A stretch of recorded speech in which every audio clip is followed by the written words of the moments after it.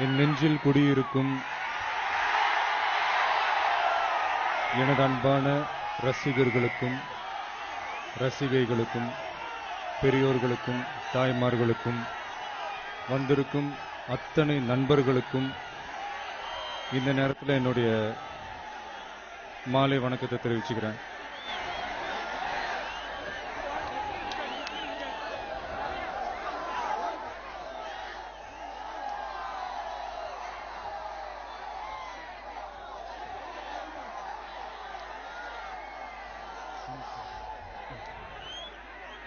பொள்ளாச்சியிலிருந்து Velayutham shooting முடிச்சுட்டு உங்க எல்லாரையும் பார்க்கணுன்ற ஆசையில இங்க நான் வந்திருக்கேன். உங்களுக்கு ஒரு சின்ன விஷயத்த முதல்ல தெளிவுபடுத்தணும்னு நான் ஆசைப்படுறேன். நான் ஒரு அரசியல்வாதியா இந்த மேடைக்கு நான் வரல.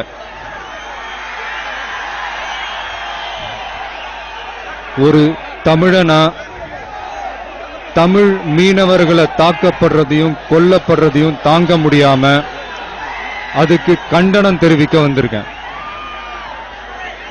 நம்ம குடும்பத்துல ஒரு அண்ணனை கொன்னுட்டா தம்பி எவ்வளவு வேகமா இருப்பானோ, ஒரு தம்பியை கொன்னுட்டா அண்ணன் என்ன கோவப்படுவானோ, ஒரு தாய் கண்ணீர் விட்டு அழும்போது அந்த மகன் என்ன வேதனைப்படுவானோ, அந்த வேதனையோட நான் வந்திருக்கேன்.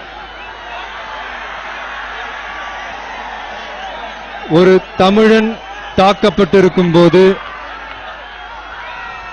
தட்டி கேட்கிற ஒரு தமிழனாய் ஒரு சமூக உணர்வோட வந்திருக்கேன். தயவு செஞ்சு இந்த உணர்வுக்கு யாரும் அரசியல் சாயம் பூச வேணாம். இது நம்ம மக்கள் இயக்கத்தினுடைய முதல் பொதுக்கூட்டம். சந்தோஷமா இருக்கு. முதல் பொதுக்கூட்டமே ஒரு முக்கியமான குறிக்கோளுக்கு நடக்கிறத நினைச்சு பார்க்கும்போது ரொம்ப சந்தோஷமா இருக்கு. இந்த முழு ஏற்பாடையும் செஞ்ச நாகை மாவட்ட தலைவர் திரு சுகுமார் அவர்களுக்கும் அவருக்கு ஹெல்ப் பண்ண அத்தனை நண்பர்களுக்கும் பக்கத்து மாவட்ட தலைவர் அவர்களுக்கும் தமிழகம் முழுவதும் மாவட்ட நகர ஒன்றியங்களிலிருந்து கடலென திரண்டு வந்திருக்கும் உங்கள் அத்தனை பேருக்கும் இந்த நேரத்தில் என்னுடைய நன்றியை தெரிவிச்சுக்கிறேன்.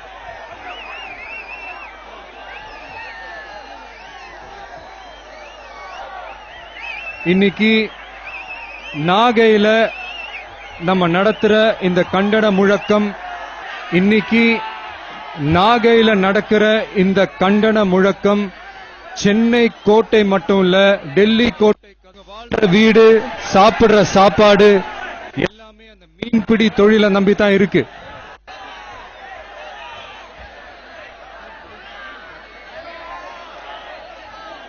நித்திய கண்டம் பூரண ஆயுசுன்னு சொல்ற மாதிரி வச்சு இந்த தொழிலை செஞ்சுக்கிட்டு இருக்காங்க.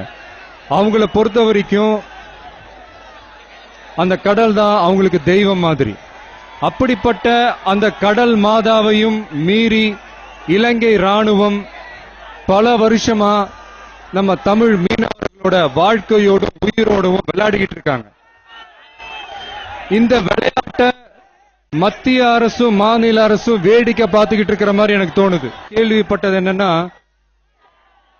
1000க்கும் மேற்பட்ட நம்ம தமிழ் மீனவர்கள் தாக்கப்பட்டதாகவும் 540 மீனவர்கள் கொல்லப்பட்டதாகவும் நான் கேள்விப்பட்டேன்.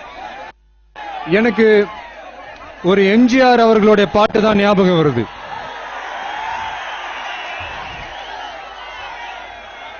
தரை மேல் பிறக்க வைத்தான், எங்களை தண்ணீரில் பிழைக்க வைத்தான்.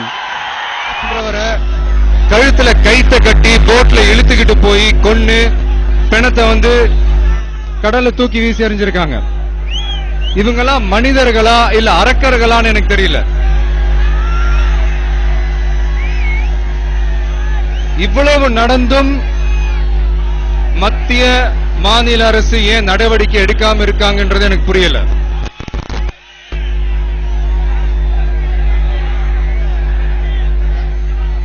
அதாவது இலங்கை ராணுவத்துக்கு நம்ம அடங்கி போறதுனால நம்மள கோழைகள்னு அர்த்தம் இல்ல.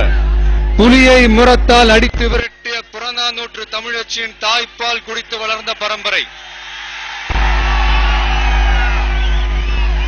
புலிக்குட்டிகள் நாங்கள். நான் அடிச்சா தாங்க மாட்டேன், 4 மாசம் தூங்க மாட்டேன், மோதிப்பாரு வீடு போய் சேர மாட்டேன். இதுதான் நடக்கும். உலக வரைபடத்துல இலங்கைன்ற ஒரு இடமே இல்லாம போயிடும்.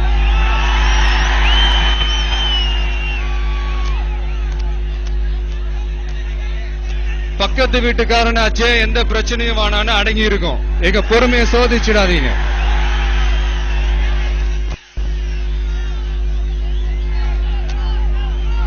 அதாவது ஏதோ வந்தோம், கூட்டம் கூடணும், உணர்ச்சி வசமா பேசணும், கலைஞ்சி போனோம்னு இல்லாம இந்த மாதிரி சின்ன சின்ன செயல்கள்ல நம்ம ஈடுபடணும். அது அவசியம். நான் ஒரு சின்ன ரிக்வெஸ்ட் உங்க எல்லார்கிட்டையும் கேட்டுக்கிறேன். இது நான் முன்னாடியே சொன்னதுதான். இந்த மீனவர்களுடைய பிரச்சனையை குறித்து மாநில அரசுக்கும் மத்திய அரசுக்கும் தந்தி அனுப்புங்க. நீங்க நாளை காலையில அனுப்ப போற ஆயிரக்கணக்கான லட்சக்கணக்கான தந்திகள் பிரதம மந்திரியின் வீட்டு கதவையும் தமிழக முதல்வரின் வீட்டு கதவையும் தட்டட்டும்.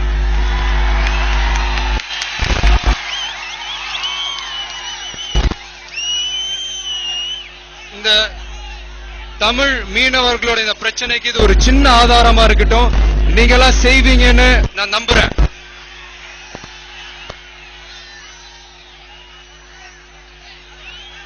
அதாவது சின்ன வயசுலயே மீனவ நண்பன் படம் பார்த்திருக்கேன். அதனால என்னமோ தெரியல உங்க எல்லாரும் எனக்கு ரொம்ப பிடிக்கும். ஒன்னே ஒண்ணு மட்டும் நான் சொல்றேன். உங்க மேல விழுற ஒவ்வொரு அடியும் என் மேல விழுற அடியா நினைச்சு உங்களுக்காக நான் போராடுவேன்.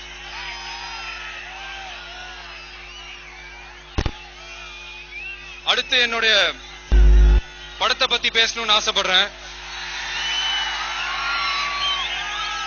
காவலன் படத்தை பெரிய வெற்றி படமாக்கி உங்க எல்லாருக்கும் நன்றி.